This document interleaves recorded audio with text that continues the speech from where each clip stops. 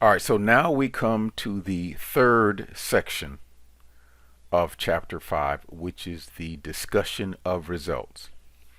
And this section is actually broken up into two major areas, okay? Or subsections, I should say. The first subsection focuses on interpreting the results in the context of the theoretical framework, okay? The second subsection focuses on interpreting the results in the context of the literature. All right.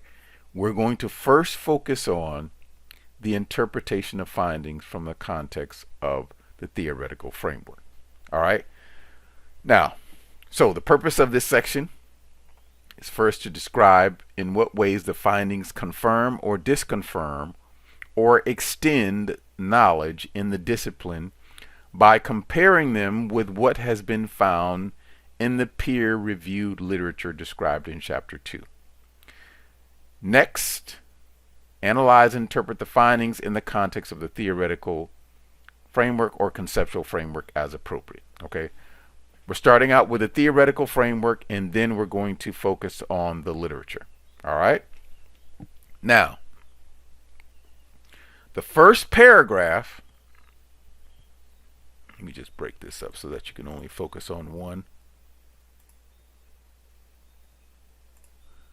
The first paragraph is simply articulating the details of the theoretical or conceptual framework.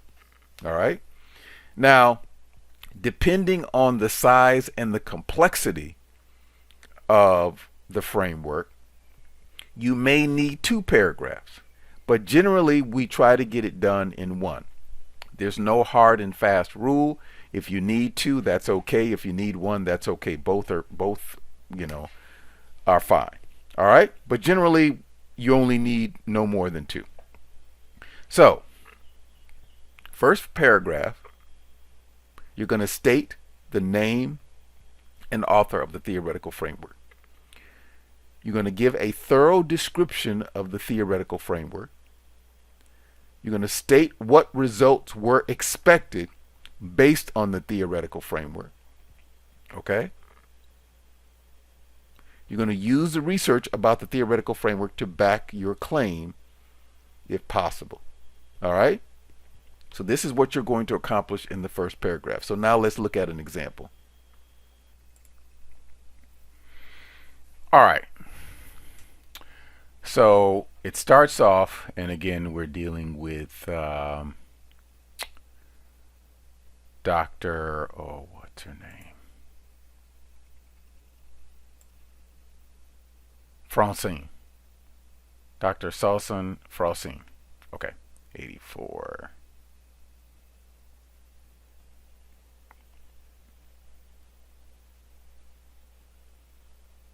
All right, discussion of results. All right, so she starts out, the study was designed to test the current IT operational alignment maturity in the K through 12 sector in Ohio. The theoretical foundation of the study was based on the SAM model. Okay? Luftman in 2000. Okay, so this is some basic information about the author, the name and the author of the theoretical framework. It has been argued that achieving and sustaining IT organization alignment is contingent upon the maximization of alignment enablers and the maximization of inhibitors. Luftman 2000 defined 4 focus areas. Okay, so here's where we talk about the components, where we talk about the description of the framework. Define the 4 focus areas of SAM as organizational strategy, organizational infrastructure, and process, IT strategy, and IT infrastructure and process.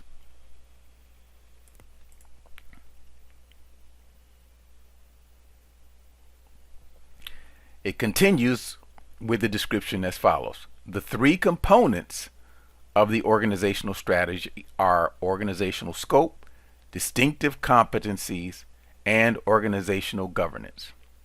The results from the study conducted by Roberts 2015 within the higher education sector and the current study on K through 12 sector confirmed that both higher education institutions and K through 12 demonstrate lower communication, competency, governance, partnership, technology scope, and skills maturity IT operation alignment average scores than the overall industry average of non-educational organizations. Okay, so this is where they talked about previous research, right? Where they compared previous research to the current research. The results of the study conducted by Roberts in 2015 with higher education sector and the current sector. So it was higher education compared to K through 12. Those results aligned.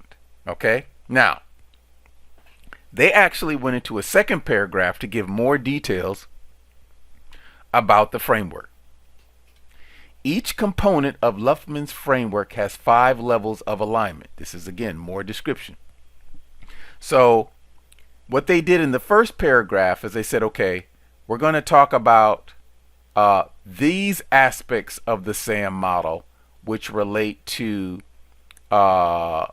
communications, competency, governance, partnership, technology, scope, and skills maturity, right? That they mentioned up here. But then there's some other components of the framework that we're going to discuss and include in the analysis as well. So they used the second paragraph to describe the other elements of the framework. Each component in Luhmann's framework has 5 levels of alignment maturity, ranging from level 1, initial ad hoc, to level 5, mature and optimized process.